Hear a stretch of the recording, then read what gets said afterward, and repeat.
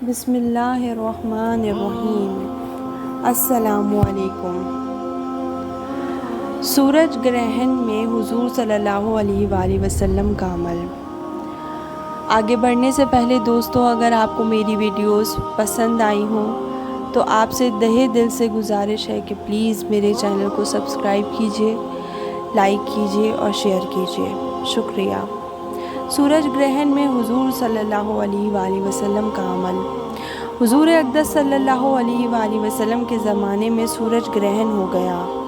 صحابہ کرام رضی اللہ تعالیٰ عنہ کو فکر ہوئی کہ اس موقع پر حضور صلی اللہ علیہ وآلہ وسلم کیا عمل فرمائیں گے، اس کی تحقیق کی جائے۔ جو حضرات اپنے اپنے کاموں میں مشغول تھے چھوڑ کر دوڑے ہوئے آئے۔ نوعمر لڑکے جو تیر اندازی کی مشق کر رہے تھے ان کو چھوڑ کر لپکے ہوئے آئے تاکہ یہ دیکھیں کہ حضور صلی اللہ علیہ وآلہ وسلم اس وقت کیا کریں گے۔ نبی اکرم صلی اللہ علیہ وآلہ وسلم نے 2 رکعت کسوف کی نماز پڑھی جو اتنی لمبی تھی کہ لوگ غش کھا کر گرنے لگے۔ نماز میں نبی اکرم صلی اللہ علیہ وآلہ وسلم روتے رہے اور فرماتے تھے، اے رب، کیا آپ نے مجھ سے ان کا وعدہ نہیں فرما رکھا کہ آپ ان لوگوں کو میرے موجود ہوتے ہوئے عذاب نہ فرمائیں گے اور ایسی حالت میں بھی عذاب نہ فرمائیں گے کہ وہ استغفار کرتے رہیں۔